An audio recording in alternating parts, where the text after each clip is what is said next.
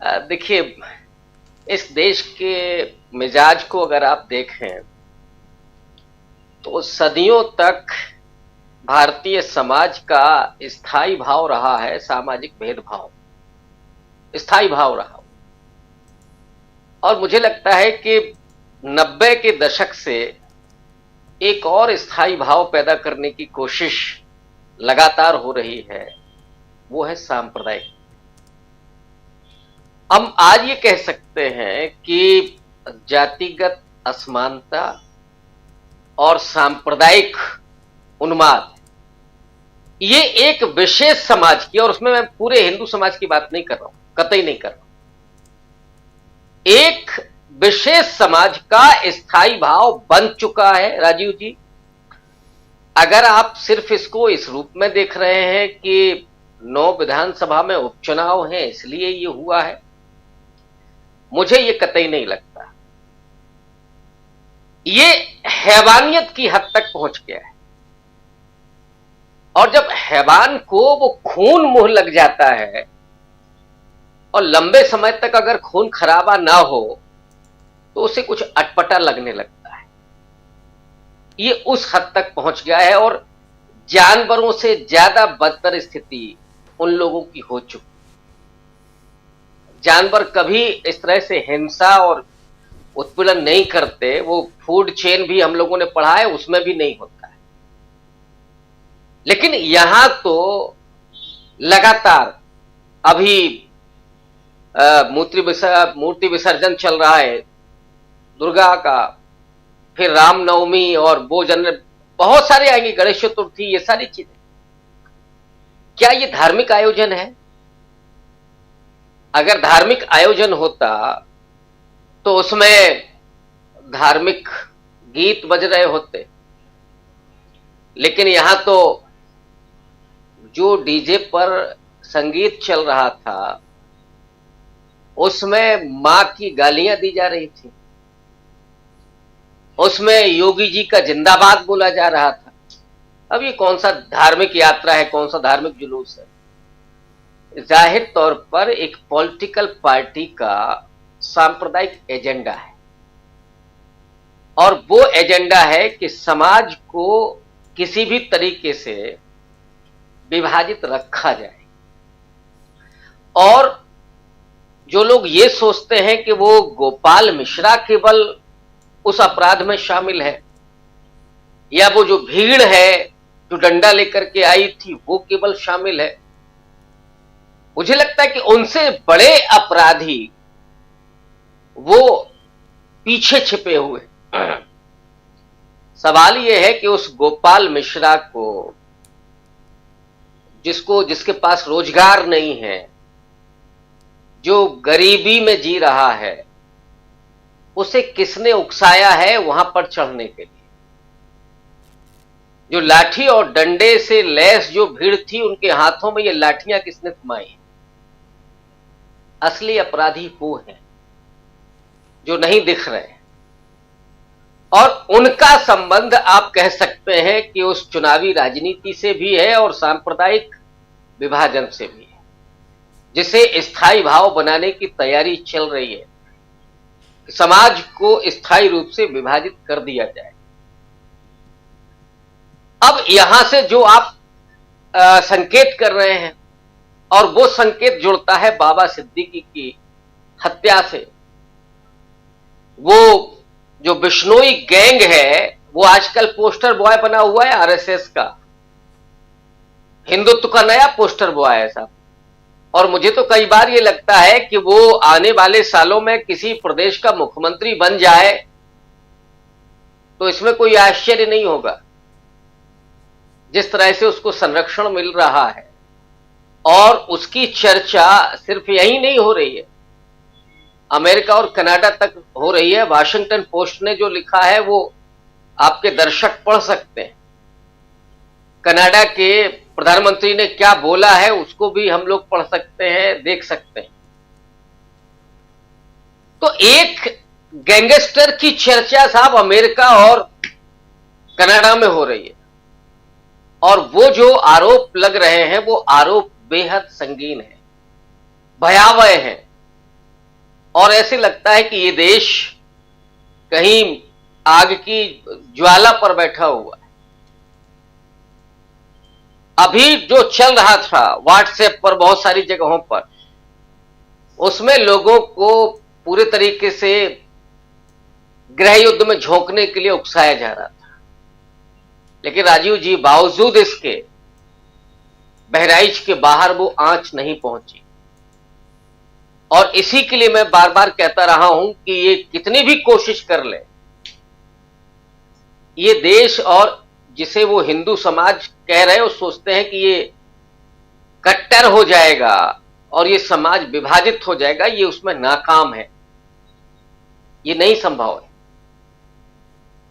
एक हिस्से में उन्होंने वो किया।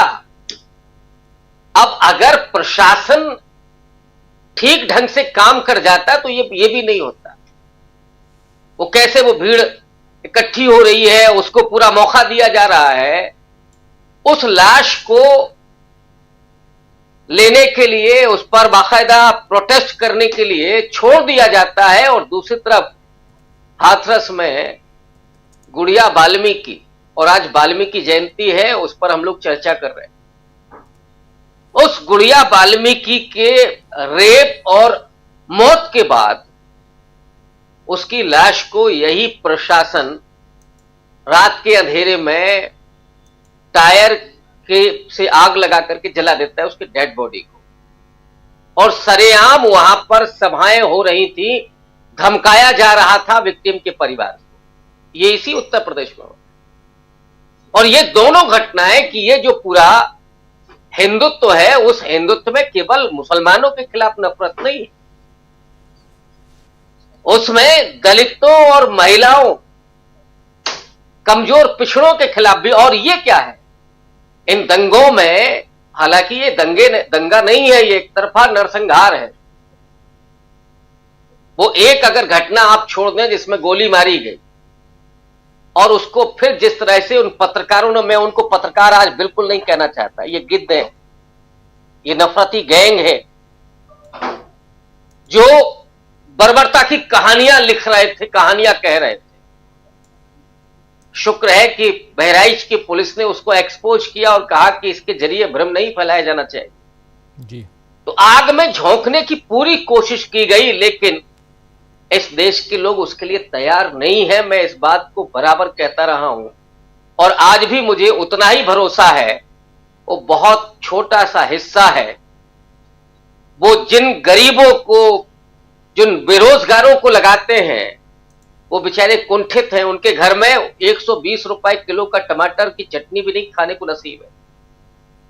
400 रुपए केजी लहसुन बिक रहा है, 80 रुपए के ऊपर प्याज है, ये क्या खाएंगे?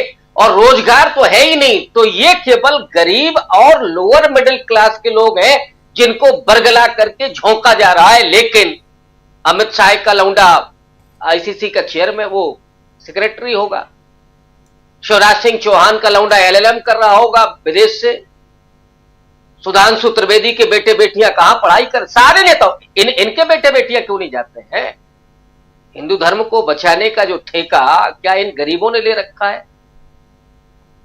ये दरअसल वो प्रयोगशाला है जिसके जरिए इन गरीबों को और मिडिल क्लास, और वो भी लोअर मिडिल क्लास के लोगों को लगातार भ्रमित रखना, ताकि वो रोजगार की बात ना करें, वो अपनी तरक्की की बात ना करें, उनको नफरत की आग में झुलसाए रखना, ये पूरी प्रयोगशाला का है।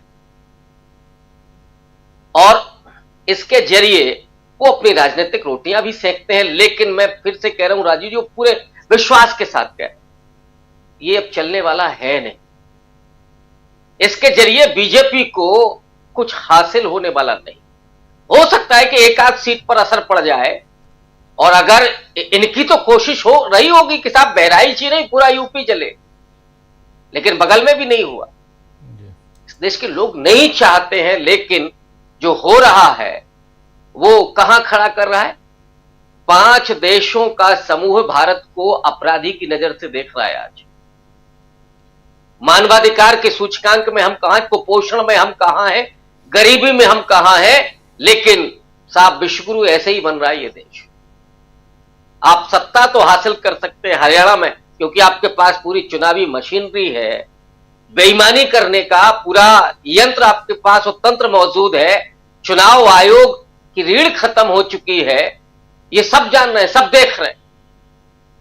महाराष्ट्र में भी उस आग को झुलसा करके यही करने की कोशिश हो रही है, लेकिन जिसकी तरफ इशारा किया प्रशांत जी ने कि कांग्रेस पार्टी अगर संभल करके, महाविकास आघाड़ी अगर संभल करके महाराष्ट्र में चुनाव भर लड़ती है तो इन्हें मुंह की खानी पड़ेगी और इतनी बड़ी शिकस्त होगी कि शायद ये भूल जाएं कि ये हथकंडा चलेगा नहीं। लेकिन मैं ये समझता हूं कि ये गॉडसे का एक्सटेंशन है, ये अपनी फितरत से बाज आने वाले नहीं है। हम केवल ये सोच लें कि साहब ये चुनाव में हार जाएंगे तो ये नहीं होगा, मैं इसको मानने के लिए तैयार नहीं। ये इनकी फितरत है, ये हैवानियत है और वो हैवानियत इनको रुकने नहीं देगी। ये गुजरात में हुआ, मुजफ्फरनगर में हुआ, आज बहराइच में हुआ, कल कहीं और होगा और ये तब तक होगा जब तक लोग खुद से नहीं खड़े होंगे कि हम अब लाठी डंडा उठाने के लिए तैयार नहीं हैं। जिनको धर्म बचाना है वो अपने लौंडों को लेकर के आए, लाएं अपनी संतानों को। जो इस देश के नेता हैं, जो और लोग हैं, वो ठेकेदारी संभाले। ये गरीब लोग, ये लोअर मिडिल क्लास के लोग, ये बेरोजगार लोग, ये गांव के लोग, ये लगातार उस नफरत की आंख में झोंके जाते रहेंगे। ये भयावह, दुर्भाग्यपूर्ण और इस देश को कहीं पीछे ले जाने वाला है। इससे कब निजात मिलेगा, कब मुक्ति मिलेगी, हम लोग सिर्फ कल्पना ही कर सकते हैं और प्रार्थना ही कर सकते हैं। सुप्रीम कोर्ट की आंखों पर वो पट्टी जो बंधी हुई है वो उन्होंने वहां से खोल दी है। अगर सुप्रीम कोर्ट आज चाहे ले तो जो गोदी मीडिया कर रहा है वो 4 घंटे नहीं चलेगा, जो दंगे हो रहे हैं वो 6 घंटे से ज्यादा नहीं चलेंगे।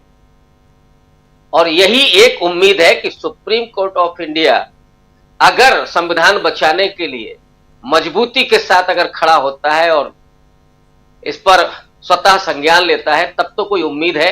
मैं अगर ये उम्मीद करूं कि साहब जो सियासतदान है और जो सरकार में है वो करेंगे तो ये बेमानी है। जी राजीव।